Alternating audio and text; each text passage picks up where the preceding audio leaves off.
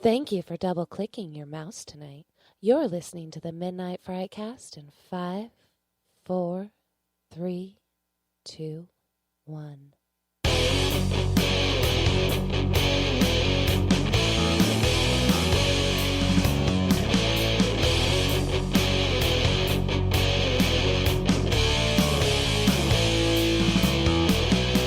Hey everybody, welcome to the Midnight Frightcast, episode number 71. This is a special cast. All of them are special, but this one is even more special because it is the last cast of the year. Wow, it's been another year that we've been doing this. Wow, I am your host for the evening, Greg the Movie Guy. Sitting to my left is the doctor of everything else, Patrick. Hey everybody, how's it going? To my front is the other man in the room. The guy who likes to watch. It's the other guy in the room. God damn it. It's okay, though. That's the first time. I'll get it right next year. It's all right. The other guy in the room. We'll probably have another name for you anyway. Right. The princess of podcast.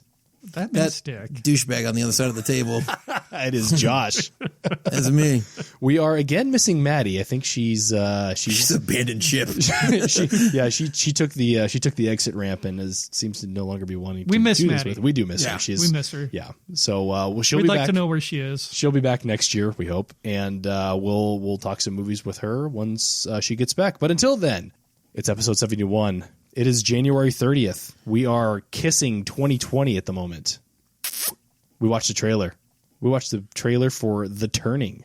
What did we think of The Turning? I think Finn Wolfhard's going to have a big year. Holy next shit. year. I think Finn Wolfhard has been having Right. a century because he has been getting everything. But here's the cool thing about The Turning with Finn Wolfhard is he's not playing this 80s kid. You know what I mean? Like you got that Ghostbusters feel and that Stranger Things feel. It's something completely different that you've seen him in. It looks a lot darker than anything he's ever done. 100%. Yeah. So I'm excited to see him kind of go a different direction, knowing that he can always come back because he's doing Stranger Things 4, season 4, and everything. So, but it's nice to see him kind of leap out of that kind of that safety net and walk into something a little bit darker. I think it was really cool though. Again, creepy kids. It's just kind of the thing anymore. I feel like next year we're going to get a lot of those creepy kid movies. And it doesn't really bring a lot of different stuff to the table, but I like these different takes on ghost story kind of films. So it's, I don't know if I'll chase this one in the theater or not, but it looks kind of cool. To me, they threw so much at me They did. in this trailer. It was hard for me to focus on what the hell was going on. So I don't know what story is behind it to entice me to go see it. If I could know more about what was going on, I would say, this is something that's really going to bring me in, even draw me to the theater. I'm like you, Josh. I don't think I'm going to chase it. Yeah. I'll catch it when it's out on DVD, if it's streaming or whatever. Right. I'll definitely watch it for the top 10 of 2020. Right. But it just didn't leave me with enough to pull me in, to draw me in. I would probably go check it out on a Tuesday or a Thursday. That's a possibility. A discount movie the night. $5 night, yeah. I'm intrigued by it because it felt very much like a rated R The Others. I don't know if anybody else caught those vibes. Okay. That's just kind of how it's feeling. Big house, creepy kids. Right. The nanny kind of takes over that Nicole Kidman role that she played in there and actually kind of looked like her a little bit too, which was weird. But just seeing what they do with it, because you get those PG-13 horror movies that just kind of leave you wanting a little bit more. Right. And that was the one thing that disappointed me about The Others was it was just like, it's so close to being something that could be really cool. Right. And I'm wondering if this is what that could be. Yeah. I'm getting sick of those PG-13 horror films that come out just because they want to target a younger Get the larger audience. It just ruins fucking movies. It's cheap. Much. It's cheap. It does have the feeling also of a movie that came out a couple years ago called The Boy, where a nanny shows up. Yes. It's got that feel to it also. But I can see that Others vibe. There was not one shot in this film that I have not seen before in other films that have this same tone. So it feels it's a recycled film. It feels It's a little what you feel. recycled. Okay, Yeah. sure. But I get again, that. Finn Wolfhard in a different kind of role intrigues me a little bit. Maybe that's the hook then. going to see what he can do. But yeah, I definitely go and check it out on a discounted movie night, or sure. even wait to see if it pops up on a streaming service somewhere. Right. So Yep. cool. All right, let's kick it. That and releases, by the way, January Wow. 24th. So that is right out of the gate. It is much, the yeah. third horror film that's coming out in January. It's coming out behind The Grudge, which is January 3rd. So this coming nice. Friday. Oh, wow. Okay. And then Underwater comes out January 10th. I saw a trailer for Underwater the other day. We reviewed Underwater a few weeks ago. I'm pretty sure. No, we didn't. We talked about it. It was one of the movies that we're looking that we're for looking movies. forward to. Yeah, for okay, 2020. We talked Yeah. about it, but I saw a trailer for it the other day.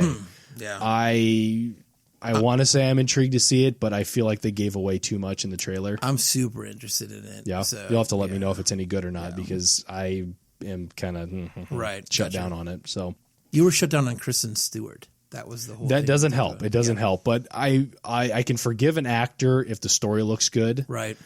and I'm not feeling this one. Right. So let me know if it's good, and I can definitely change my mind. will. Otherwise, Yeah, because I'd like to see what she does with it, because she has really started to break out of that whole crap Twilight shit that she did 100% back then. right? Because the movies she's choosing now really makes a difference. Yeah, she did a couple of this last year that were super just off the wall of what she normally does. So she did a movie called Personal Shopper. That was actually really interesting. Well, even a couple of years ago, and I wish I could remember the band that it's based on, but her and the Fanning Dakota sister, Fanning. Dakota Yep, Fanning. yep. I can't remember what band. They did Pat the one, Benatar and- Joan Jett. Oh, Joan Jett, that's what it was, yeah. The Runaways. Was it Yep. The Runaways? Yeah. Yeah. Yeah. Yeah. Cool. Cool. all right, let's rock and roll to. It's the news. I'm not going to fucking say anything. Who has got some news that they would like to discuss? I've got two items. You've got one. I've got one. So why don't I go first? And Do then, it. because Josh, you don't have any. I don't got shit. All right. Both of mine are from Dread Central. But the first one, Stephen King was the fifth highest paid author in 2019, taking in $17 million for his books alone. Wow. Dang. That's just his books, not his movies. And he was only topped by J.K. Rowling, who was number one, making an estimated $92 million. What on the hell books did alone. she write? It's everybody's still buying Harry Potter? Harry Potter crap. really? Yeah. So I mean, it's not extremely horror related, but I mean, the king of horror. Right. That Why, guy's making bank. why are we not It's shocked that he's insane. in the news? Yeah. So that was it. That really short. And he's got like sweet. 400 more movies coming out. He probably really next does. He's year, got so- like 20 some Yeah. different movies, adaptations, and everything else that they're Right. working on. So it was crazy. Crazy. Didn't I see that there was a somebody had posted that they were talking about doing a Carrie series? Yes, I Yeah. posted that Yeah, to our yeah. messenger. That's the what I other day. thought. That upsets me. Yeah, there's no need. No, absolutely none. I don't know how you drag that out. I don't through either. A series. No, I don't either. And it's There's a clear like beginning, ending, like middle that you can tell in a 90-minute. Yeah. I could see Span? where it could potentially be episodic, but I think you're going to ruin the essence of what Carrie is. What? Yeah. There's I don't no- know what you there's drag no out point. through- Unless they yeah. try to expand her universe a little bit or something like that, but it's not worth it. Not No. really at all. Yeah. No, Carrie in itself is a solid story, and I just wouldn't have leave it alone. I wouldn't have picked that No. as a series. no, No. not He's at all. got so many other options that he could drag out into an episodic Yeah, series. That's it. that's all. Well, for that one, I have another one. So go Go ahead. ahead. No, go ahead, because Okay. I'll wrap it up with another one. Slipknot lead singer, and I wish Maddie was here so she could talk about this, but I will take that turn. Slipknot frontman Corey Taylor has just completed his first horror screenplay. I'm excited, intrigued, and a little nervous about what this could turn out to be, just given what other singers that have turned horror movie directors have turned in. Rob Zombie. No, I think it'd be interesting. You know, it's intriguing to see what other artists are capable of, or what they have going through their minds, especially for a singer like Corey Taylor Right. from Slipknot, to see Right. what he'll Yeah. where his mind is at when he comes out with a horror movie. So What subgenre do you think he wrote in? Like, what do you think he did?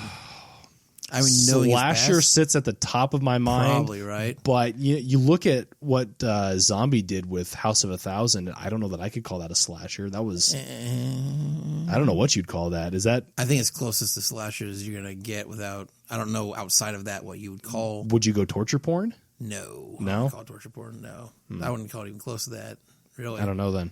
I don't know. I feel like it's going to be gross and bloody and disgusting. Probably. But slasher would probably be about as close as I would consider. Right. So that's what I got. And for my second piece of news, still from Dread Central and still related to Stephen King, the release of Dr. Sleep on DVD will sport a director's cut that adds 28 minutes. Holy crap. How long is the To that original film. cut? Just it was over longer. 2, it wasn't it? was a little. I was thinking 2 hours 20, right around there. Wow. Stand by, I'll check. So about 3-hour cut? I'd be okay with that. Depends on what they do with it. Yep, it's all unseen footage, obviously. What could they have cut out of that fucking movie that you feel like you missed? From reading the book, Sure. Say you didn't read the book. 2.5 hours. so it's going to be 250. Then, well, no, almost 3. It'll be a 3-hour movie. Yeah. It'll be a 3-hour cut. I'd be okay with that. Even from reading the book, I don't know what more they can add into it. I know there were some characters cut out of it that maybe they had filmed Right. and they cut those scenes out. But I thought he did a good job of editing the book into a film. Right. So does it flow in that 2.5 hours? I think pretty so. well? I thought so anyway. Right. So adding to it, I don't know what's. I I mean, just don't get it. I'm interested in seeing. I'm going to buy the DVD regardless. Unless it's just like I would the too. studio, it's things that the studio made him cut. No, he actually approached them. Let me jump back. Made him cut very possibly. But when he approached the studio and said, I want to release a director's cut, they said, absolutely, that's what you're going to do. Okay. They agreed with him wholeheartedly. But as towards forcing him to cut anything out of it, I don't Right. know that.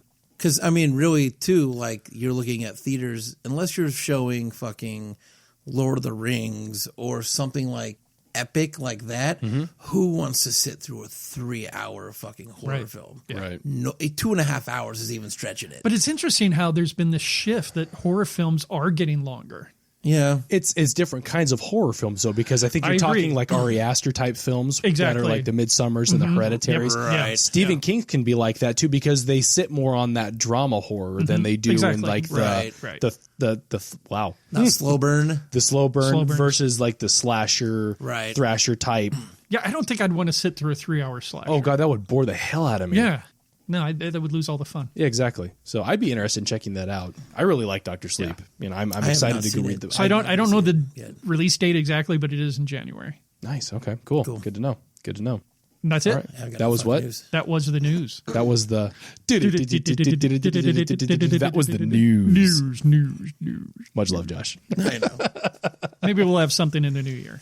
All right. Rolling along. What has everybody been watching? Anything exciting besides Christmas movies? I've watched more 2019 films.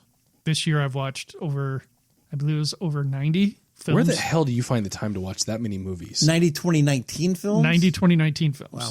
It's insane. Okay. And you were afraid you weren't going to have enough for a top 10? No, I wasn't afraid of that. I was not afraid of He that. was afraid of not having enough for a good. A good top 10. I watched 16. I got a good top 10. So I did that. I don't know that I'm going to do that next year.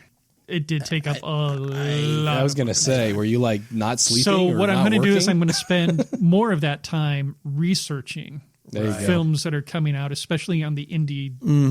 I think I lived releases. around 30, 35, Yeah. and that was even like, oh, god Yeah. damn it. Yeah. Oh, it was tough, but I did it. I watched a couple of Christmas movies, and there's one that my wife and I watch every year. That's Love Actually.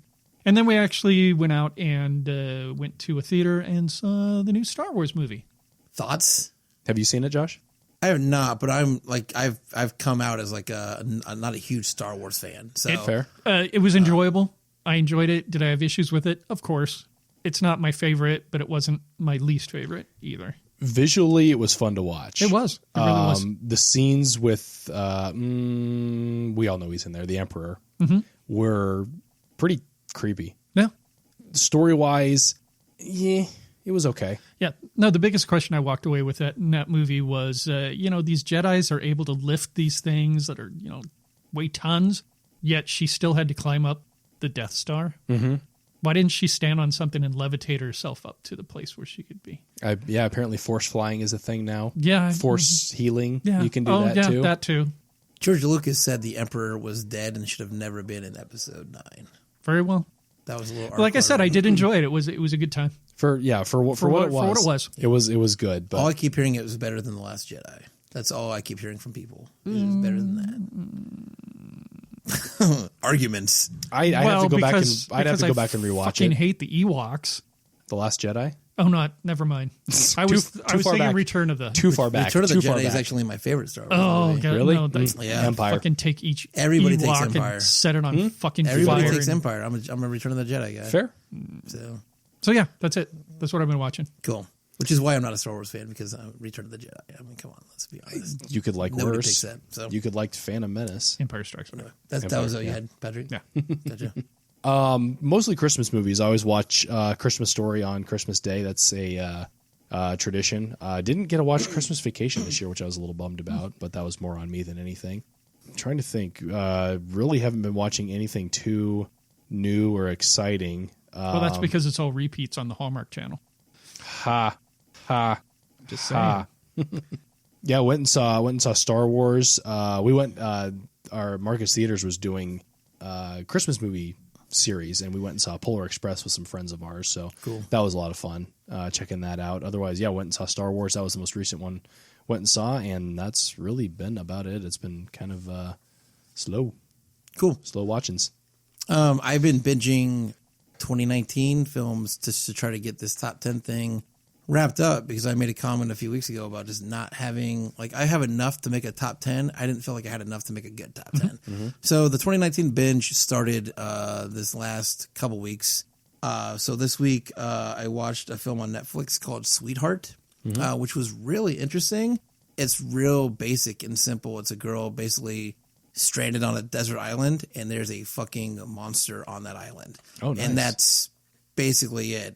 And it kind of suffers from a Quiet Place syndrome, where this film was actually really interesting until they showed the fucking monster. And then that monster was dog shit. And it ruined the whole fucking thing. And the thing is that the first time you see this monster is in this like red silhouette. So it kind of comes out of the water and you're like, okay, this is kind of cool. And then you start seeing that fucking thing up close and you're like, never mind. Crap. That was like Cloverfield for me. Once they showed the monster, you're like, really, that's it? Fuck you. It was Less is ruined. more. Less is more. Absolutely. But it's it's definitely worth a watch. It's just you gotta get if you can get past that monster thing, it's a solid watch.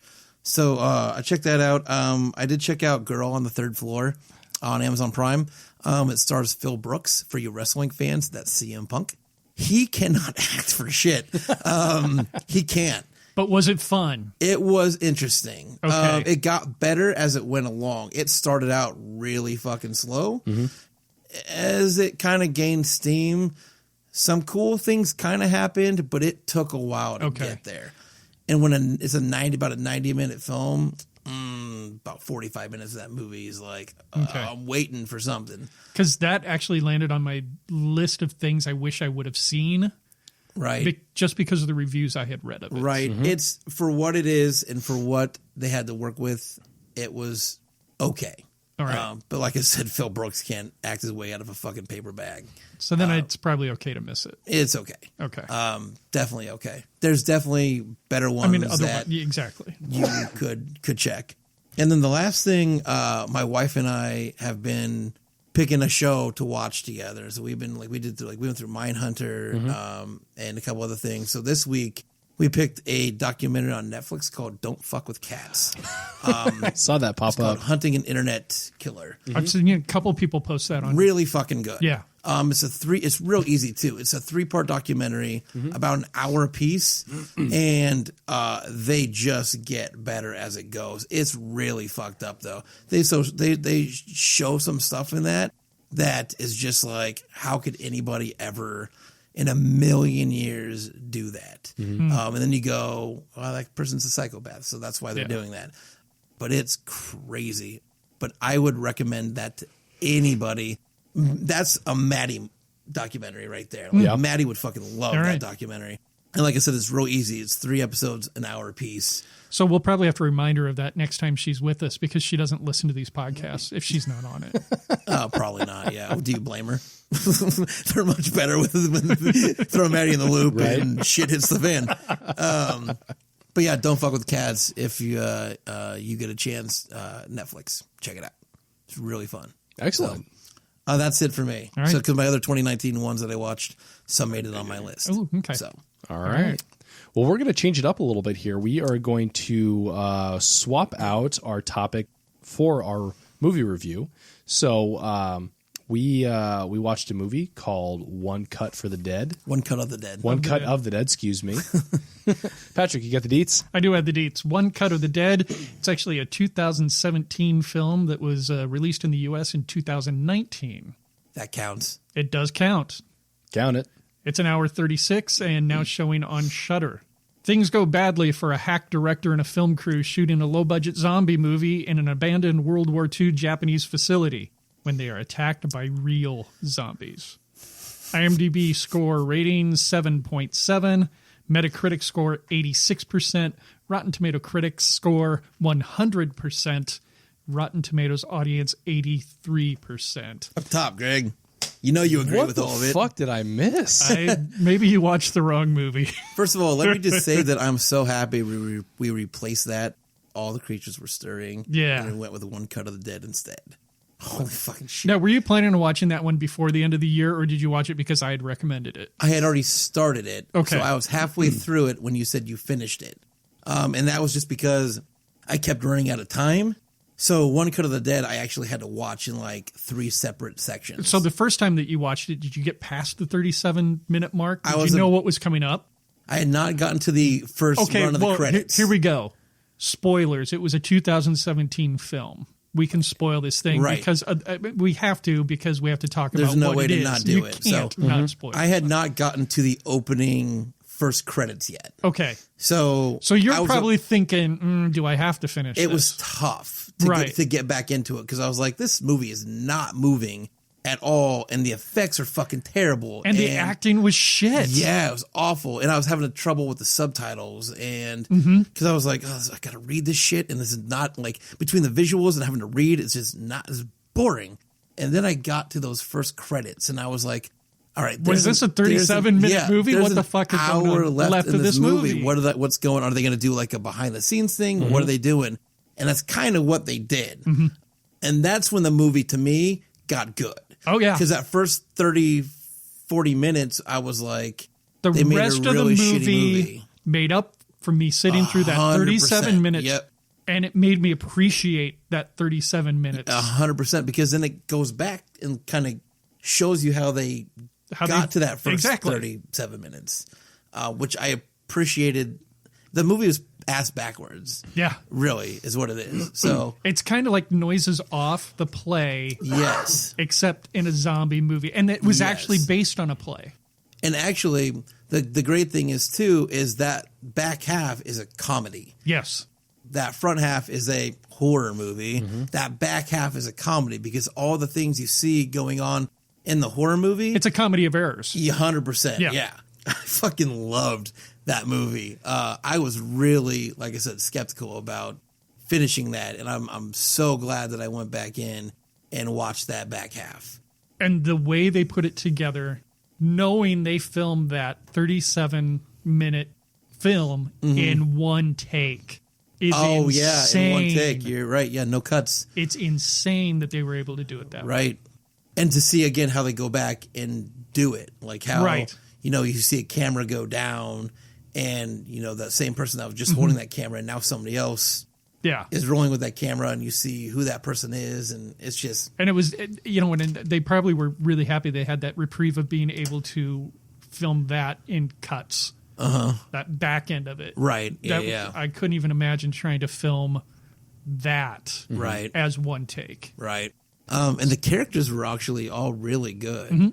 Was it heightened? Was it over the top even in that back end? I think a little bit, yeah. I didn't think it was really that over the top. I thought the front part was because there's that part where like the drunk guy, you find out he's drunk in the back half, but he comes out and the first time you see him, it's when this girl is kind of running away and she runs into him and he's doing like this karate stuff, and it's because you find out later he just doesn't know what to he's do. doing, yeah. And but you're like, this is. I was watching it and I was like, is that a karate zombie? What is he doing? Yeah. And then you find out later why he's doing that. And so like I said, that I didn't think the front half was over the top. I didn't think the back half was over the top because I knew all of a sudden what was going Right. on and why things were kind of happening. Right. So since we're spoiling things, basically the concept of this movie is we watch a made-for-TV movie that is all done in one take, and then we find out in the second half of the movie how he got the job in order to direct it, and like the third act is basically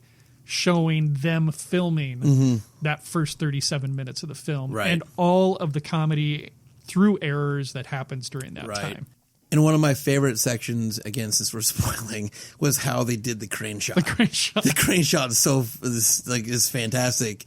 They break a crane, it falls off the building or Yeah, whatever. yeah. And they got to build a crane by stacking crew They do members. the human pyramid. Yeah, in the order human to do the pyramid.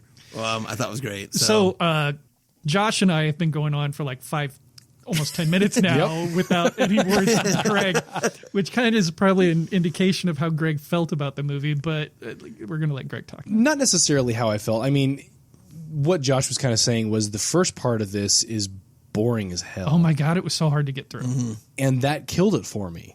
Like, I got to that 30 whatever point mark, and then all of a sudden they switch over and people are talking in an apartment, and then they go to a table read, and I was just like, I've already don't care anymore. Gotcha. And what I'm doing here is I'm listening to see why you guys enjoy this movie so much, because there's clearly something that I missed. I didn't 37-minute rule this movie. I didn't 45-minute rule this movie. I did a thing called a fast finish, where I got to the point where I was just like, I can't watch any more of this. Fast forward. Okay, let's see where we're at now. So Gotcha. I finished the movie, but I missed probably 40 minutes out of the middle of it. And that's so rough. Go back and watch it. I would, and I might have to. I would say start after that 37. Yes. And that's where I needed to start at the beginning, but obviously I don't know that. And so for me, it's tough to like a movie like that, where if, like, I think about when in Hollywood you submit a script, if you don't hook the reader of your script within 15 pages, they're done with it. Gotcha. Why should that be any different in a movie? You know, why would you put the most boring part of your film up front? Because it's the only way it makes sense with the back half. Right. It's And the that's- only way it would Yeah. work. Right, and I understand that now, but still, it's like, okay, so I have to slog through a half an hour, more than a half an hour to get to the good stuff. Right. Why would I give you that time? That's I just think Go if you go back and rewatch, start after that 37-minute mark, Right. you will 100% appreciate that back half just because of your background in filmmaking. But see, that was the most impressive part of what this film was. And yeah, granted, I missed probably the best parts of it, but watching the film production side of it and seeing this director go like ballistic on these actors, like how many times have you ever wanted to smack an actor for sucking ass? Right. Yeah. Now, Josh, you and I may be looking at this in a different way as well because of our theater background. True. Since this was a live performance for that 37 minutes live on TV, they couldn't stop, Right. right? So that's very similar to a stage play. Where you fuck up, you keep cannot going. stop. Right. You keep going, and you and I have both been involved with theatrical productions where Right. shit goes bad, and you've got to be working fast and furious Right. behind the set in order to fix it and keep it going. Right. So you and I may have that type of appreciation for this movie as an even deeper appreciation For sure. because of that. That Greg, you may not have experienced. That's very possible. with that. That is very possible. I hadn't even thought about that. Right. I don't know. I like, again, going back to Greg's question about how do I get to that first 37 minutes. Like I said, you appreciate that first 37 minutes when you watch the back half. Right. If you can go back and kind of remember, okay, I didn't like it because of this. It's like, why are they pausing, or why did they all of a sudden start asking her about her hobbies, and she's making up all this Right. And then she stuff, starts doing that doing the weird Tai Chi taekwondo- stuff. Yeah, you know. taekwondo- yeah. And then you realize, when you're watching the back half of it, oh shit, they're doing that because someone's holding up a sign They're improvising. saying you need to keep going, Yeah. and different things like that. And also with the drunk guy and everything else, trying to puppet him around. It was almost like I can't even think of the name of the movie. The guy that had the guy that had IBS and like had to keep like running. Like, is there a toilet on set? And they're trying to keep him from leaving. Yeah. Yeah. He's like, if I don't leave, I'm going to shit my pants. I mean, that was just fun stuff to add in there. I don't know. All the characters were really great, I thought. To find out how the mom entered into the picture and how she got cast. Well, then even the daughter being behind the scenes, right, worked on it, and show running really in that because they kept showing the production room, and she ended up being like almost the showrunner in there, yeah, and almost kind of redeeming herself when she got kicked off that other set for doing the eye drop tears or whatever. Yeah. Well, because she wanted the kid to cry. Yeah. Really cry. And Yeah. then she ripped into the mom for being too nice to Calling the kid. her an old hag. Oh, yeah. I remember that part. Yeah. So yeah, One Cut of the Dead, man. You know, it's really hard to pull the trigger because even looking at the cover of that on Prime, I was like, do I really want to watch this fucking movie? Even the trailer for it, because Right. they got to be careful with the trailer, because you don't want to give it away as a comedy. Yeah. So even the trailer showed it as a zombie film, and you're looking at that trailer and going, this could really suck. Right. And had I not seen it, even towards the beginning of this year as a contender for top 10 Right. on a lot of people's lists, I probably wouldn't have watched this film. How far back ago did you watch that? Did I watch the film or the trailer? Either or. I would say about 6 months ago, 7 months ago, I was starting to see it on people's radar. Yeah, right. Okay. But I didn't really watch it until I had posted it in the message group Okay. this last week. Yeah, I was following it a little bit, and then I saw it drop on Shudder, and I was like, okay, well, for people kind of talk about it, it's hit and miss. Yeah. Across the boards. The cover looks terrible. Oh, the but, cover's horrible. Yeah. If you get past it and you click on it, it's Yeah. So, was there anything else, Greg, that kind of turned you off on the movie other than the front half? The front half was just, it killed it for me. Gotcha. No pun intended, but I feel like I've been given enough evidence to go back and check it out, or at least start at 37 and work my way to the end and see what they actually go through, because it's just nothing really looked appealing to me after that point. Like, why should I give you any more of my time when you just like ripped away 37 minutes from me? Right. So I enjoyed watching I don't know if it was post credits or during the credits at the very end, where they were actually showing behind the scene footage from when they filmed the nonstop. Oh, I don't think I stuck through that. Okay, if you can go back, I think you'd appreciate that. Okay, cool. Because Yeah, I can do that. because it showed kind of the difference between what they filmed for the third act, Right. but it was the actual footage of them shooting the Gotcha. single takes. And do you have anything more? Oh, I do have some fun facts for Sure, it. let's go. The budget was $27,000. That is fucking awesome. It was 3 million yen, which converted into $27,000. It only made $52,000 in the United States, but it has grossed $27 million worldwide. That is dang, fucking good awesome. on them. Yeah. Good on them. Is Yeah. that a first time film for them? Well, it was like a student film type thing. It was shit. it was like a group of people doing. I'll get to it in a Cool, second. gotcha. The first 37 minutes was actually shot in one take. It took 2 days and 6 takes for the cast and crew to get the perfect one. So they did that 6 times in order to. However, the cast performed the one take scene perfectly on the second try, but a crew error led to the camera stopping during the take, and it was unusable. Oh, fuck. So they Been there. so on the second there. so on the second take was perfect, but the cameras didn't work for part of Oh, Gross. bummer. it. Yeah. The Bummer. original title, I'm not even going to try to pronounce it, in Japanese means "Don't Stop Shooting." Most of the cast actually paid money to be in this movie, at least initially, because it was a final product of an acting and directing workshop. Oh, wow. Yeah. And then the blood splash to the camera and wiping it off, it actually happened. That wasn't added to it. Nice. And then there's rumor that the guy was actually drunk. Oh, really? Yeah. That'd be even funnier. Because Really? it was during an interview. Another person in the crew said something about it. So it's a rumor. It has not been Gotcha. verified. I think that would be tough to Can be imagine, drunk and right. to do that thing. To do what they did? Yeah, exactly. That's crazy. That's a student project. Yeah.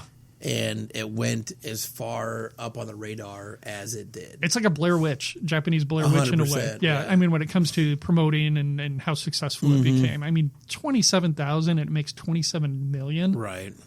That is crazy. Winner, winner, chicken dinner. Indeed. Shall we rate it? Yeah, let's rate it. All right. We rate on 3 levels, 3 different types of scales, whatever you want to call them. First is the fear factor. What? I think, sorry, I apologize. I think for One Cut of the Dead, we do the fun factor. Fun factor. Fun factor. Not the fear factor, the fun factor. The gore score, and then the overall and would you recommend to a friend. So, fun factor. Oh, it's pretty high for me. It's Right. at least an 8.5. I was going to go 8, yeah. I don't know that I can legitimately rate this. Go, Greg. I will put it at a 5 just because I need to go back and watch it, so I feel middle of the road should be safe. Cool. So, gore score. Yeah, realizing that at the end that they weren't trying to be as realistic as humanly possible. Right. There was a lot of fake blood all over the place, and it was fun watching how they did that. Right. But the gore score is pretty low for me. Yeah. I would probably put it at a 3. Yeah, I'm going to sit in that same boat. I'll say a 2, just sure. Right. Overall score, and would you recommend to a friend? I'm putting it pretty high with that 8.59, and yes, I would definitely recommend it to someone. But with the caveat, get past the 37-minute mark. 100%, yeah. I would recommend it to a theater friend and a film friend Okay. who kind of gets and understands True. what the hell is going on. Yeah. But I would go same. I'd go 8 Okay. for my score, yeah. Okay. I'll give it middle of the road a 5 again just because I need to go back and watch. But yeah, definitely give it the caveat that you need to power through. Right. And the production side of it is probably the coolest part of this entire film, at least for me. So It's a ton of fun. okay. So, Should we drum roll? yeah. I'm really excited. Patrick. This is my favorite cast that we do of the year because I'm so excited to see. And this is the first year I feel like we're going to have different lists. Okay. So I'm curious to see where everybody chooses, where everybody lands, if we have any matches. Mm-hmm. So this is my favorite podcast of the year. I look forward to the best of every year. So can't wait to see what you guys. I'm not so sure it's going to be a whole lot different. You don't think? It might be. It might be. I think it's going to be different. Yeah. So, Okay.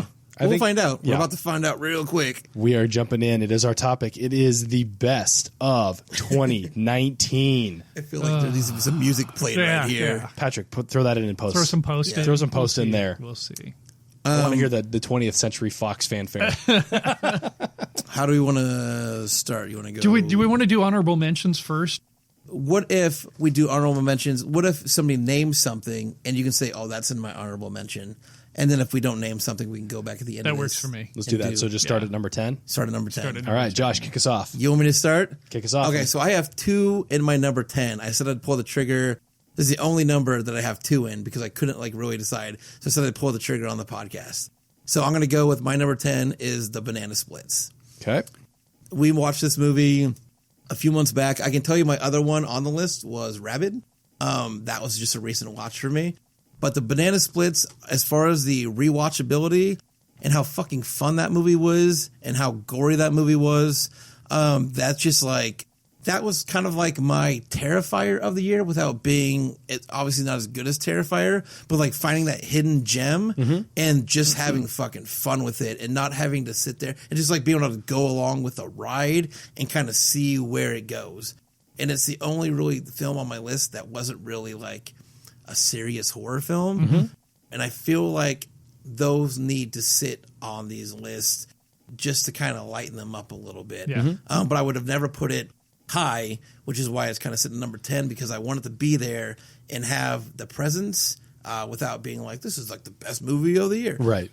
But Banana Splits was, for me, a movie that I would put in a horror starter pack and be like, dude, watch this is so much fucking fun. So Banana Splits is my number 10. That is one of my honorable mentions. So you said Rabid was your other... Rabbit was your- the other one there. And here's the thing, is I just watched Rabbit last night. Okay. It's kind of been on my radar, but I just pulled the trigger last night, and the Saska sisters killed it. It was really, really good. Fucking really gory. I think Maddie is going to really like that one. She's going to dig the shit out of Yes, Rabbit. definitely. And it makes me want to go back and watch the Cronenberg version because I've never seen it. I haven't seen it either. So I want to see how close it is. The only thing I didn't like about Rabbit, and I can't even say I didn't even like it, it's just like, I was like, weak sauce kind of, was the second ending. I call it the second ending. The second ending of that movie. Yeah. There's a clear cut ending to that Clear-cut movie. ending, And then they felt like they needed to toss this stupid ass little like punch on the end of it that they did not need. Yeah. It ended where it ended, and the last 5-10 minutes they did not need. And so it looked so professional. it looks really good. They did a really good job. Rabbit is an honorable mention for me. Awesome, cool. Might have to throw that. So on Rabbit is also on my honorable mentions. We might have to throw that in our next year. 100%. We should A review for next year. Yeah, we should. definitely. Yeah. Definitely. Cool. So it's to me, my number 10. It's what we reviewed tonight. One Cut of the Dead made my top 10 list. Awesome. I don't have to talk about it. We talked about You already talked about it. Yep. All right. Go ahead. No, go ahead, Greg. You're good. No, I was saying for my number 10, I know I didn't watch as many horror movies as you guys did this year. I wasn't as ambitious as I wanted to be, but Scary Stories to Tell in the Dark was my number 10. I have not seen that yet. Okay. But it's on my list. It's decent for what it is. It still pains me that it's a PG-13 movie. Mm-hmm. I get why it is, because the original books were made for, Right.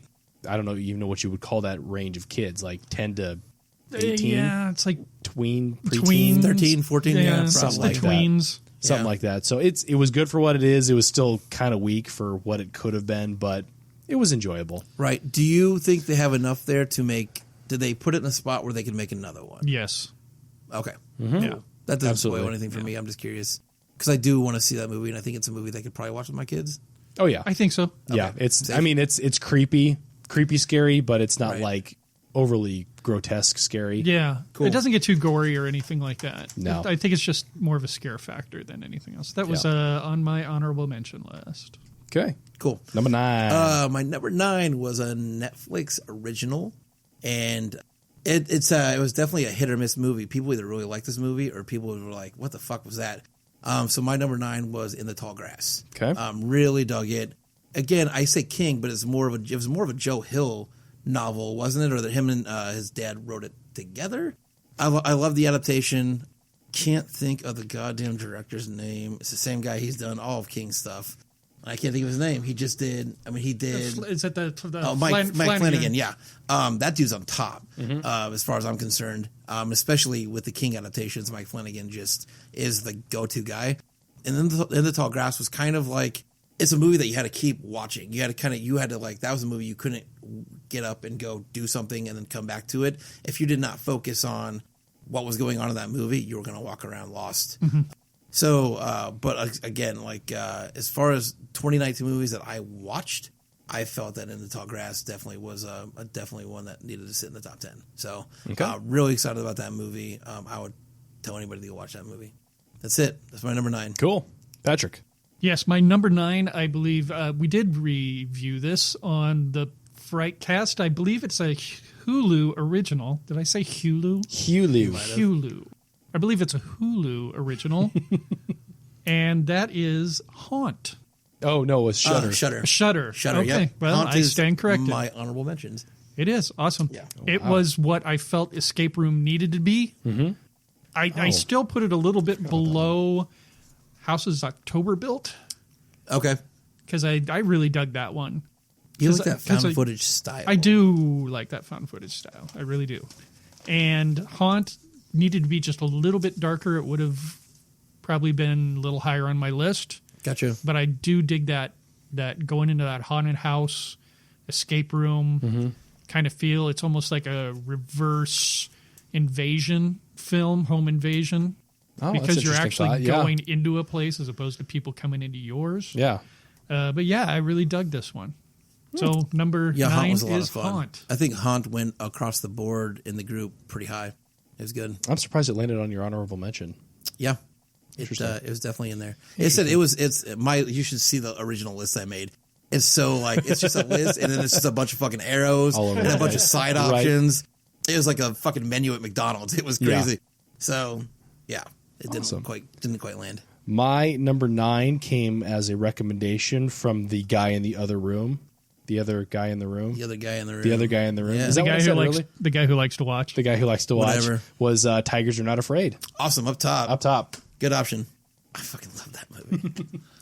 But we had a whole discussion about this movie. We did. So we did. But why? Why Tigers Are Not Afraid? I'm just curious. Your thoughts. It's interesting to see how horror movies, or when horror movies put kids as main characters. and how it relates to, I don't want to call it a social commentary because Right. that It kind of is, though. It kind of is, but I really don't want to call it that, but it is. Gotcha. Just to see how things look from what potential kids' eyes could be, and where this is more fantastic or fantastical, fantasy, whatever It's a you fantasy, yeah. want. How that is, and where the actual horror comes from was really interesting, and how they Right. did that, how they told that story. So Yeah. that was, I think, my biggest draw. Awesome. Cool. Yeah, my number, what are we at, number 8? Number 8. My number 8 is a Hulu original. A Hulu? Hulu original. Is Hulu just impossible to say tonight? It's a Hulu original. My number 8 is a film called Wounds. Did anybody else, did you get to check that out? I did check it out. It's so good. And so here's the thing. It's the closest, and this is another one that I would recommend to Maddie, because it's the closest to Hellraiser you're going to get without it being Hellraiser. Right. It's got this really kind of Hellraiser tone to it without, how do I say this? Without like the, I guess, ultra violence to it, because it's not a super like, it's like if you watched Hellraiser, but it didn't show you anything. It's all just kind of, they let a lot of it live in your head. Sure. I dug the story. I loved how it was told. It's super dark. Yeah, I was just that was one I just recently watched in the last week. I had a list. These are ones that I wanted to check out that kind of flew under the radar. You know, if you're going with a studio film or you're going with an indie film, you give that indie film a shot. Right. And that was better than a lot of the studio films that I saw, as far as like me being intrigued and me being like laser focused on what the hell is going on. Well, that's almost how it is anymore, is the independent films are able to tell the stories and do what the fans want to see, versus the studio films Right. that are apparently handcuffed behind their back and gun to their head saying, do it this way or else. Right. So what are your thoughts, just out of curiosity? You know, I really dug it. It's not the type of ending that I would have liked, but once I watched it, I thought it was something, and the type of ending that you like. Is the ending was kind of abrupt. Extremely abrupt. It just kind of stops. But I liked it. Right, because of because it didn't need a resolution. Right. Yeah, I don't think that was required for that film to be effective. I really enjoyed it. Didn't make my top 10 though. Gotcha. Cool. Yeah. Number 8. I mentioned this movie earlier this evening. It's coming out in DVD in January with an extra 28 minutes of footage. Dr. Sleep. I'm surprised it's so high on your list. I'm really curious about your bottom 5. Honestly. Bottom 5, top 5. Top 5, whatever. Yeah. I'm curious about your bottom, Patrick. You want to know more about my bottom? Yeah, I'm really curious about your top 5. Now, this was a movie that when I first watched it and talked about it on the Frightcast, I was had mediocre feelings about it. I felt like you hated it. But the more I thought about it and the more I remembered in the book and how he adapted it and everything else, the more intrigued I became with it. And as I compared it to other films with rewatchability, it ended up on my top 10. Because didn't you originally hate that back half? No, I loved the back half. You loved the back half? Yeah. Okay. It was things I didn't like was how he condensed characters into one character and different things like that. And there were a few modifications. I liked how he handled the back half and actually having them go to the Overlook instead of going to where the Overlook was. Gotcha. Yeah, Gotcha. I really enjoyed that back half. I do want to see that movie. I have not seen. That's another one I have not seen. And I think it's because I've been rereading The Shining. Cool. That has been giving me more of an appreciation for Dr. Sleep. Cool. So that is my number 8. Number 8, Gregory. All right. Oh, me. Number 8 was a Netflix original that I actually watched for our 31 Days of Horror. The movie was Eli. That's on my list also. Not on my list, but it was on my watch list. I just never got to. Never got around to it. Yeah. Again, it comes down to the kids in horror, and the story I thought was really interesting how they pulled it off, and getting to see a surprise character in the girl that plays Mad Max from Stranger Things. Yeah. Really liked her character, and just really liked the story of it. Gotcha. So, cool. Without giving things away. Right.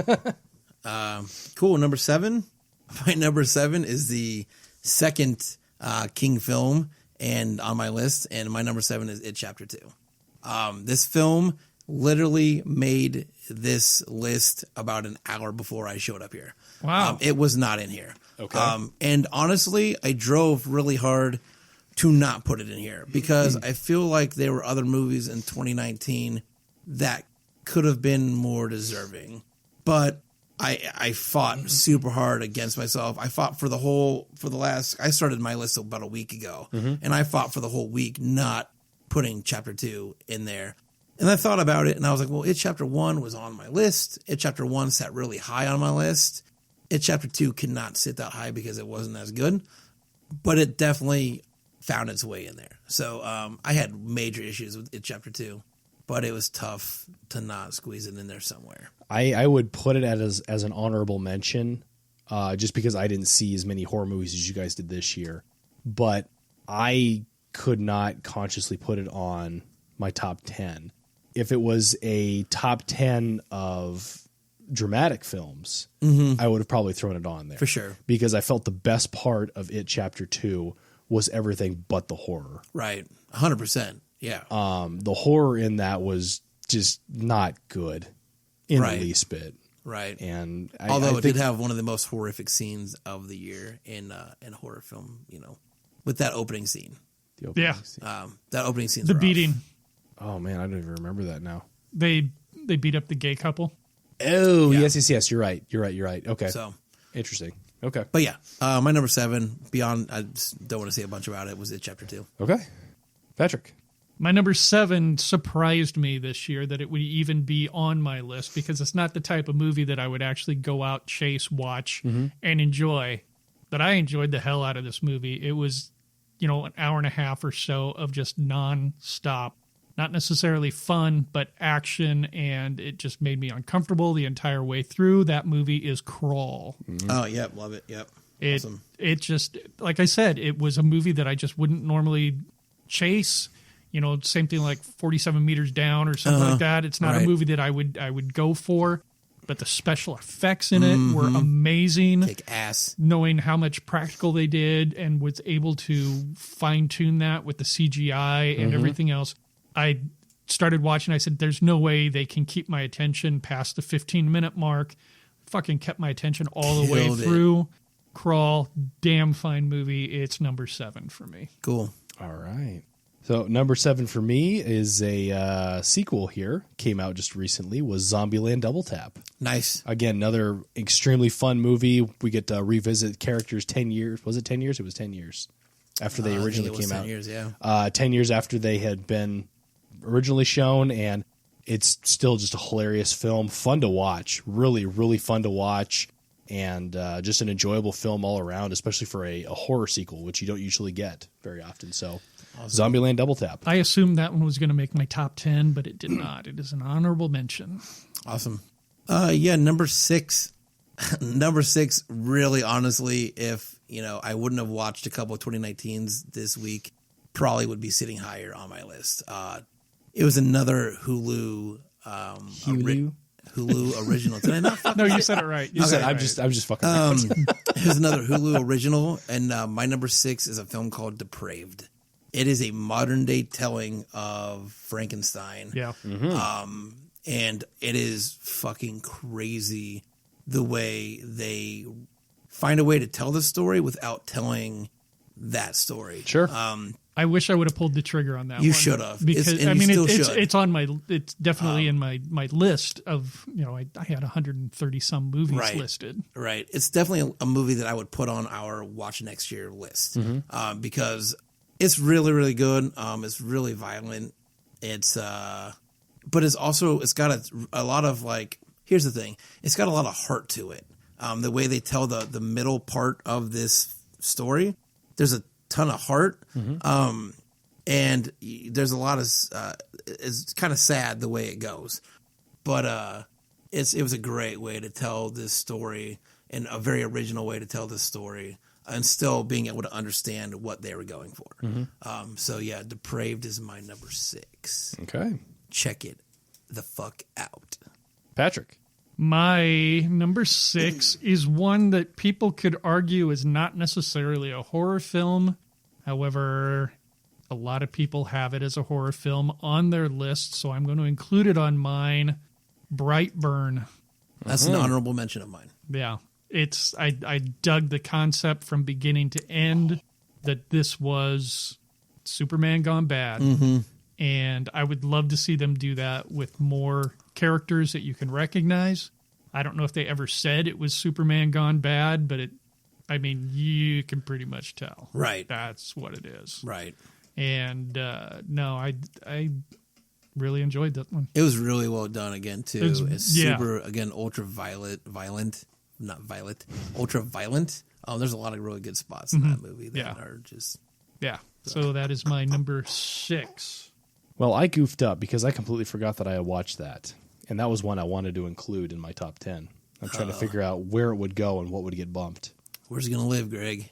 Where's it going to live? Just because it's number 10, Scary Stories is getting bumped. I would probably put Brightburn... I would probably put it between Zombieland Double Tap and what my number 6 is, which is Dr. Sleep. So what number is that? That would be number 7. Okay. Yeah, because Scary Stories got bumped, so Tigers are 10, Eli's 9, Zombie is 8, Brightburn would be number 6. So next, I guess, no, that wouldn't be right. 7, excuse me. So was number 6 in the Zombieland Double Tap? Because that shifts down? No, Zombieland Double Tap will drop to 8. Okay. And then Brightburn would be number 7. Okay. And yeah, I agree. It's an interesting take on the Superman story. If Superman went bad, right? But that's neither here nor there anymore. So my number 6 was Dr. Sleep. I appreciated this probably on a different level than Patrick did, only because you read the book, which I am going to be doing at some point. I actually just got The Shining for Christmas. So I'm going to be reading that, oh, cool. And then I'm going to dive into Dr. Sleep. I really appreciated the story of this, getting to see Danny as an adult and working with another girl who has the exact same, I don't know if you'd call them powers. Ability is a great way to put that. Thank you. Working with the same ability and avoiding these gypsy evil people, I really appreciated the story in this one. Some great imagery. Going back to the Shining going back to the Overlook Hotel was awesome, and how that all transpired was great. Just really, really appreciated this movie. So Dr. Sleep was my number 6. Number 5. So here we go. The top 5. My number 5 out of the gate is Patrick's number 7, and my number 5 is Crawl. It's a movie that I didn't think, again, along with Patrick, that I would that never would have landed, I don't think, in my top 10 list. But that movie was a shit ton of fun. It kept you on your heels. It's kind of like a 47 Meters Down. It's that creature feature. The alligators the CG was like fantastic in that movie. Again, some cool kills and stuff. Some cool attacks. Mm-hmm. The story was really well told.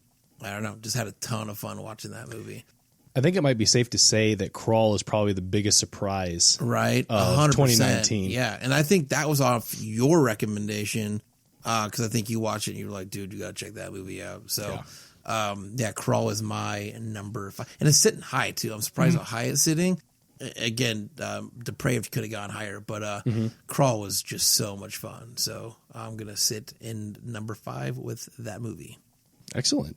For my number 5, you can refer back to the last podcast. Dug the shit out of this movie, Ready or Not. Yeah. I had a lot of fun with that one. It was one that I wanted to check out in the theater. The day I went to buy my ticket was the day that it moved out of the theaters here in Lincoln. Oh. I was really bummed, so I had to wait until it came out on DVD. Mm-hmm. Right. And caught it then. And it just surprised me how good it was. And it all stemmed from how each one of those actors dove in and committed to what they were doing. Right. If it wasn't for that, it would have been pretty mainstream. But Samara Weaving just did an amazing job in that film. I don't want to say she carried it because the supporting actors did just as good a job in it, except for the butler. We could have done with less butler. But hitting number 5, Ready or Not. Nice. All right. My number 5, and this is actually legitimately my number 5, was the Shudder original Haunt. Up top. Up top. Yes. It's an incredibly fun watch. It's dark. It's dreary. It's not what you would expect a movie like that to be. And yeah, we talked about it, so I won't go into too much detail since we reviewed it, but it's just really, really enjoyable. And yeah, it's interesting that you had mentioned House's October Built, because I think it would be right up that alley. Yeah. Absolutely. That and what was the other one you mentioned? Escape Room. Escape Room. Yeah, agreed. So Haunt, number 5. Cool. We're at number 4. My number 4 is Patrick's number 5. Refer to episode 70. My number 4 is Ready or Not. You were talking about a fun fucking movie. Ready or Not is as fun as you're gonna get, especially in 2019.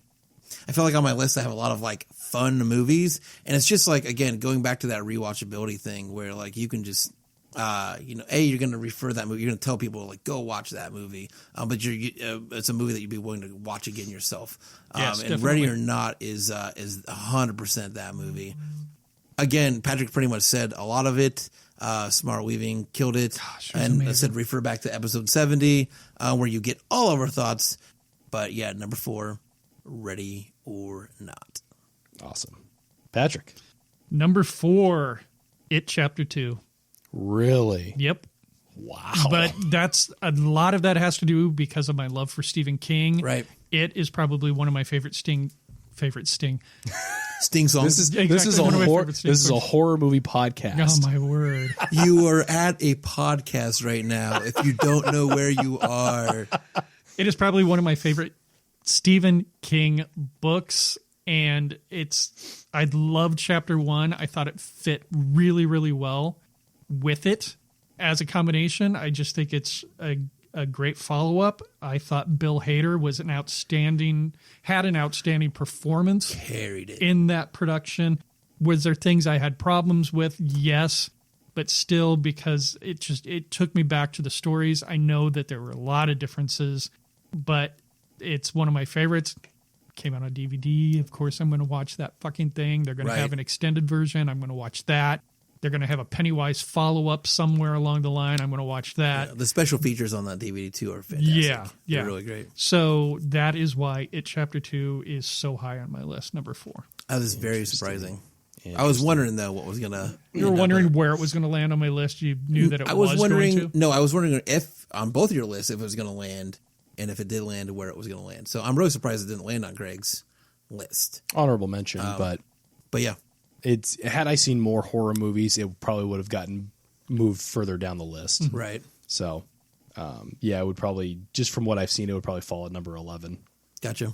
So, my number 4, and I actually get to say one that hasn't been said yet. Ooh, yay! Yay, Jordan Peele's Us. Oh, nice, fantastic. Just, I love what Jordan Peele's doing with horror right now. He's kind of taking a twist on what the genre is, and I felt like Us was a fantastic story. Something really original that you had not seen, and it's an incredible watch what he does with that movie. So Right. really, really enjoyed Us. Right. To number 3. I feel like the top 10 this year, we flew through these a little bit. But yeah, number 3 is Patrick's number 10, One Cut of the Dead. Wow, I'm surprised that's that high. Yeah, I fucking loved the shit out of this movie. And again, we just talked about it, so I don't need to go into it super detailed or anything. But again, like I keep saying it, but I feel like my list is full of like just fun fucking movies where I just had fun watching this movie, and I didn't have to sit there and like, really like super hard to think about anything, or like there was no like tension or like anxiety. It was just like this movie I'm just having a lot of fun watching it. One Cut of the Dead was, again, just a fun fucking movie, and 100% deserves to be up that high. So that's my number 3. Okay. My number 3 is Greg's number 10, and I'm thinking it's probably going to land on Josh's top 2, and that would be Tigers Are Not Afraid.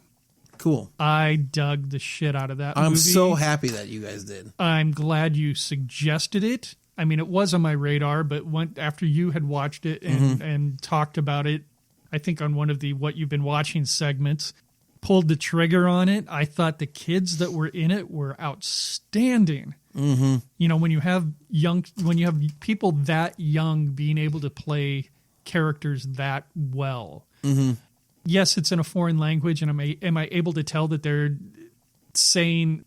Sometimes when movies are in foreign languages, you can't necessarily tell if they're portraying the language correctly, what they're saying correctly, stuff like that. To me, it seemed like they were, because, I mean, I just bought everything they did in that film.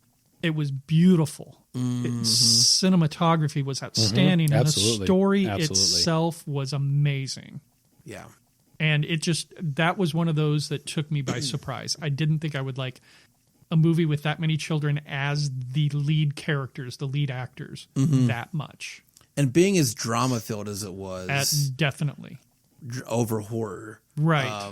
It's got this drama, fantasy, horror mix, but it's very drama. But it's a very dark drama. Like there's some very dark tones and very dark subject matter in that, which I think played really nicely. The children living on the streets of Mexico because they have to, and just, it was heart-wrenching. Right. Yep. Absolutely. Especially with the young woman's story with her mother and everything else. It was just, they just did a great blend in that movie. So Tigers Are Not Afraid, my number 3 pick. Awesome. So my top 3, I think, is where I struggled with the most, and I tried to place them where I feel like they fit best based on how I like them. But honestly, it's a toss-up. So take this for what you will. Number 3 for me, another Netflix original, was created in 2018, but it was released in 2019. I triple checked just to make sure. Because Patrick was The Perfection. That is an honorable mention for me. Cool. Again, it's story for me in this one. There's so many twists and turns in this that by the time you get to the final couple minutes, you're just like, what the fuck is going on? And they wrap it up so incredibly. It's just... It's a dark, beautiful film. Is it slow or does it kind of move? It kind of moves. It has its points. Like there's some points where it's pretty slow, right? But even in those slower points, it's still progressing. So it was on my list, and I had a hard time pulling the trigger on. Definitely watch it. Yeah. Definitely watch it, because once you get to the end, you're just like, "Fucking A, that was awesome." And the end was the right end. I felt when it came to telling that story. Absolutely. They could have gone a couple different ways. I think they chose the right way to go. So, yes, Perfection. Awesome. Number 2. Again, Greg already brought it up, but huge in the Jordan Peele department. My number 2 was Us. The cool thing was, after watching this movie, was going back and watching the Twilight Zone episode it was based off of. Okay. It was it's really close. That's the thing, is it's really close. You can definitely see everything in Us written on that Twilight Zone episode.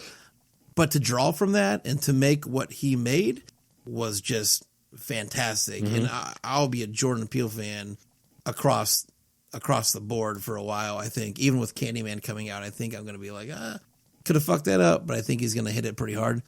And the cast was fantastic. Absolutely. And just... all the tones were just all right there. So there's a couple of things that I was like, but overall it hit pretty solid. So number 2, Us.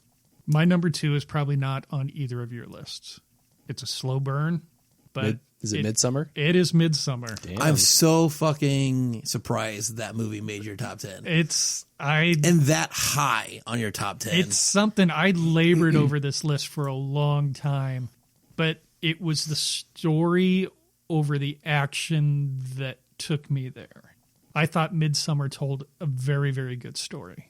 Interesting. There were shocking elements to it and everything else. How the first kill happened. That just set me back. Was it as powerful as Hereditary? I don't think so. No. I don't think it was. But when it came to other items on my list, to me it was one that was just story over substance took me there. Did you see Midsummer? I have not. No. Okay. I struggled with switching Tigers and Midsummer back and forth. I'm fucking shocked Midsummer made your list. But Midsummer took the second place. And that's why I said awesome. it's one that I knew that the two of you probably wouldn't have on your list because it's a slow burn, but go ahead. No, I'm just saying it would, like I said, story over substance. Go ahead, Greg. Had I watched it, it probably would have ended up on my list just because I hadn't seen Hereditary and I wanted to watch that first. And so I got the chance to watch that for my 31 days, and I absolutely loved it. And because it is a slow burn, it is story over substance. You get a chance to really develop this beautiful story and see where it goes. And I really like that that Aster took that opportunity to do that. And so I'm interested to see what he does with Midsummer. Just know when you watch it, it doesn't quite have as many horror elements as Hereditary did. That's all right. If it's a good story, I don't care. I was so bored during that movie. I just kept waiting for something to happen. It's 37 minutes. If you had struggled 37 minutes to get through One Cut of the Dead, it's 2 hours of that. Okay. Just waiting for something to fucking happen. Yes, does something happen? Yeah, but you gotta get your popcorn ready because you're gonna be waiting for it. Someone described it as the world's longest breakup. That's what it is. Yeah. That's 100% it. I bet you your bucket of popcorn will be gone before something happens in that movie. I'll bet you $10. I'll bet you your movie ticket right now. Your bucket of popcorn's gone before something happens in that movie. But that's just me. Noted. That's awesome. Number 2 landed on Patrick's number 7, Josh's number 5, Crawl. Up top. Oh my God. Like, biggest surprise of 2019, but coming out of that movie was just like, that was one of the coolest movies I have seen in a long time. Beautifully shot, great story, acting was fantastic, the effects were incredible. Absolutely loved it. Crawl, number 2. It was one of those really, really great don't make me think movies. Yep. But never slow. Never slow, not once. It drove pretty fast. Yeah. Number 1. It's time. There it is. Yeah, number 1. Again, it's already been mentioned twice. There we go. I can type it in if you want to. My number 1 has been number 1 for a while. Nothing's going to beat it for me. My number 1 was Tigers Are Not Afraid. It gave me the same feeling I got when I watched Train to Busan. As far as like tugging at your fucking heartstrings, but still having that element of horror that kind of kept you wondering. But watching these kids run these streets and all the shit they have to go through, again, like Patrick mentioned, the story with her mom, and just all these things that just keep happening. I was sad for 2 hours, and that's not generally how I like to feel when I'm watching a horror movie. But it was a sadness that I could not look away from. And when it comes to like foreign films, I usually have a really hard time watching the subtitles while I'm watching the movie. I have to watch it twice, so I got to go back and kind of watch the visuals that I missed. But this one for me, just like it was even across the board as far as I did not struggle reading while I was watching.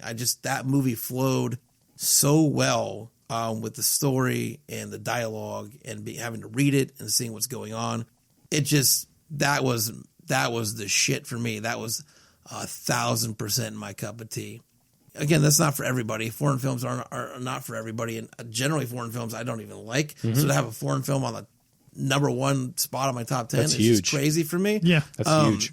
Tigers Are Not Afraid was just hands down the best film that I watched this year. I think I knew from your reaction when you first talked about it on this podcast, right, that was going to land in your top 10. Right. And from that point on, I was just curious where on your top 10. Yeah, I literally, when I made my list, I put Tigers Are Not Afraid and the banana splits for at the bottom. First 2.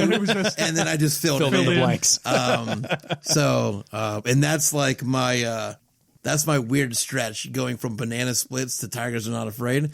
Is just a weird thing, but I was excited about that. Awesome. So, Patrick.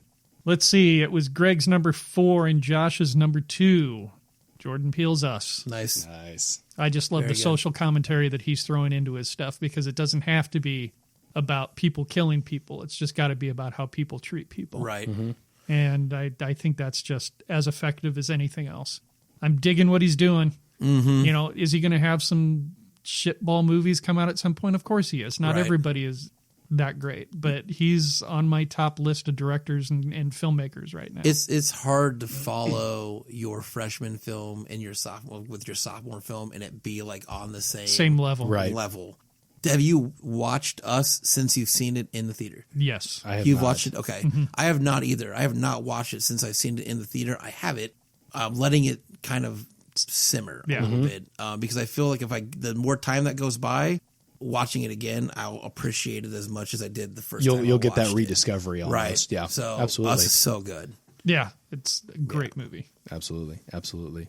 All right. My number 1 landed Patrick's number 5. Josh's number 4. That was Ready or Not. Fantastic. Again. That's great. I love this movie so much that a week before Christmas, I went to my wife and I said, I want to add one more thing to my list. I want the movie Ready or Not. And I got it. So it's a fun movie. It is a fun movie. It's bloody. It's exciting. Samara Weaving is absolutely incredible. Incredible. Just exactly like you said, she doesn't carry the film. The supporting cast is fantastic. All around, just a great movie. And I know we talked about it a lot last week, and so I won't dive too much more into it. But if you're looking for a great movie, something recent, Ready or Not, pull the trigger and thank us later. Awesome. So I guess we matched up fairly well with some of them. We had quite a few that overlap, not necessarily Right. in the same level, but yeah.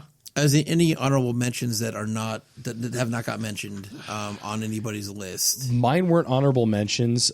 If we wanted to, I kind of want to ask this. What's the biggest stinker that you watched this year? Oh, Lord. Oof. If you could pick one, just one. If I could pick just one, the biggest stinker would be Child's Play. Yeah, I was going to say Midsummer. Fucking kidding. No, it's going to be Child's Play or Pet Cemetery. Pet Sematary probably. was also The on that way it was list. rough. Yeah, It was terrible. The way they changed the ending in Pet Cemetery just Right. pissed me off more than anything else that 100%. made me hate the rest of the movie. Right, Okay. yeah. But Child's Play as an overall movie from beginning to end was just Awful. As far as changing how the movie actually, like the overall movie, Child's Play changed the most. I think Yeah. even more than Pet Cemetery. Yeah. Child's Play was not, it wasn't Child's Child's Play. Yeah. to me, it wasn't at all. So, It was 21st century Child's Play. right, 100%. Which- So, No, absolutely not. I only had one other honorable mention on my list. And again, it never made into my top 10, but it was definitely hanging around there. And that was Little Monsters. I dug that movie a lot. Again, I couldn't justify having 2 zombie movies on my list. So I had to go, am I going to go One Cut of the Dead or am I going to go Little Monsters? And Little Monsters definitely did not quite run with One Cut of the Dead. So I had 3 more honorable mentions. I Trapped the Devil was one of those indies that kind of stuck with me throughout the thing. Right. I couldn't put it in the top 10. The Dead Don't Die, I was going to ask. which is, I mean, for me, it was a good movie, but it just didn't hit that level of horror for me that I wanted. It was a good movie, other than that. I still have that at home. I borrowed that from you. I haven't watched it yet. But one that I really had trouble with not having on my top 10 was Maw. Yeah, it was considered also. And the reason it didn't make the top 10 is because the reason I enjoyed it so much was because of, and now her name is escaping me, Octavia Spencer. Yeah.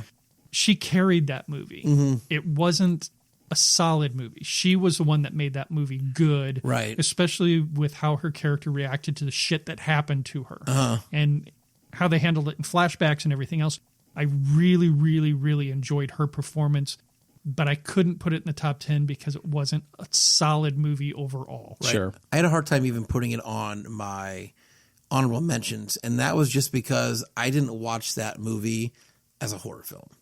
Again, I watched it very much as a drama, and even a drama without even really any horror elements in it. It was sad as far as what happened to her character. And I think that's the way I was thinking of it with Dead Don't Die as well. This is a good movie, really good movie.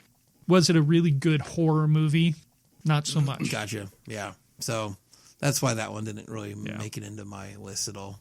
I didn't have many other honorable mentions. Again, It Chapter 2, just because it was one that I had seen and I didn't have any others that I really liked all that much. Biggest stinker for me this year was Happy Death Day to You. I Interesting. wanted to punch somebody in the face when I finished that. Did you? Oh my God. Was it worse than the first one? Yeah. Oh, was it? The first one wasn't that good. Yeah, I know. I Patrick. Sorry, Patrick. I watched those because I needed something to watch. It was a I had the word and I lost it. It was a last minute throw in. I need to watch something for 31 days. Here, Right. this is good. Right. I didn't see that one So yet. it's not worth the time or the effort. Happy Death Day to you or Escape Room?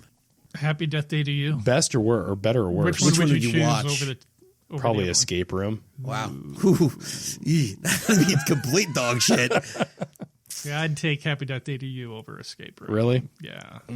Escape Room was at least somewhat original.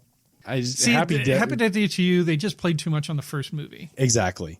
Oh my God, it was dumb. So, Awesome. all right, that concludes our top 10. We are going to plug away. Anybody got any plugs? My plug will finally show up on the next podcast. Awesome. That's exciting. So yeah, and I think it'll be more of a to start off with, definitely more of a group plug than a me plug. True. Then I'll just every podcast keep driving. I haven't had a group plug since college. I know, right? I'm looking forward to my first group plug. We'll go easy on you. I appreciate it. Greg, you should I'm up, talk don't I? about you Yeah, should talk I about know, I your know. thing here. All right. So typically I plug gregthemovieguy.com. However, I've dropped an announcement recently on Facebook and Instagram, and I think I forgot Twitter, but I don't do anything with Twitter, so fuck that. As of January 1st, so 2 days from now, I will be shutting down gregthemovieguy.com. It's announced with a heavy heart. It was a difficult decision, but it's one of those things where I've been doing this for 9 years. That's crazy. 9 fucking years. How many have you put out? Did you count what number you're at? Just out of curiosity. I'd have to go back and look. I'm saying I'm pushing 225, 250, somewhere in that region. That's crazy. Yeah. That's good. Which, given 9 years, if I had done this right, I probably should be a lot more. But you jump into a blog and you kind of figure it out as you go along, and I think that's what's happened there. And the last 2 years, I feel like I gave it everything that I could, and it's been fun. I've enjoyed being able to be creative and talk positively about movies. That was my biggest thing. Is being a movie reviewer who talks positively and honestly about movies. Not every movie is going to spark something that you like, but there's something good within that movie. It is a director's baby. Give it the time, or don't say anything about it at all. Mm-hmm. It's one of those things. And while I've enjoyed doing it for the last 9 years, there's a lot of other projects that I want to try and kickstart and see how they go. And I feel like it's a good time for me to step away and leave with good intentions and good heart feelings, and Right. whatever you want to call it. So as of January 1st, gregthemovieguy.com will be no more. Will you write one last one tomorrow, just kind of taking it out, or are you just going to let it go? I've thought about that. I've been razzed so many times, and actually I had set up my Road to 200 was supposed to end with E.T. because I've never seen E.T. Okay, you need to fix that shit by tomorrow. God. So I thought about doing that. You watch Happy Death Day to you and you don't see E.T. E.T.'s not a horror movie. Well, Here's the thing. I know this is going off the cast. And I No, should talk do about it. this off the Yeah. cast, but I shared that ET short a month or two ago. It was like a. It was that ad. Elliot was it was Elliot basically an grown up, ad, but yeah. it was basically a short. Yeah. Yeah. And then all I got back from Greg was, I've never seen Seen E.T. I E.T.. don't get it. And I was like, what the fuck is going on? Yeah. You review movies and you've never seen E.T.? I know. Fix this shit. I know. It's now. terrible. It's terrible. So that was one of my thoughts is doing that. I may have run myself out of time. Right. But I have archived all of my blogs over to gregthemovieguy.blogspot.com, so where I originally got started. I'm not saying that I won't ever review another movie again, because I do enjoy doing it. I don't want to get myself burnt out or put myself in a position where I absolutely don't want to go see another movie again. Right. So if I do, it'll be there. But for now, I'm just going to kind of step back and Right. see where else my creativity can take me. For sure. very So- cool. You let Patrick go. Hey, if you're a fan of the Frightcast, and we know that you are, make sure that you head on over to iTunes or whatever platform you're listening to us on, and make sure that you rate and review us. You can also find us on all of the social media out there, Twitter, Instagram, Facebook. Just look for Midnight Frightcast. And also make sure that you check out our films at midnightfrightfilms.com.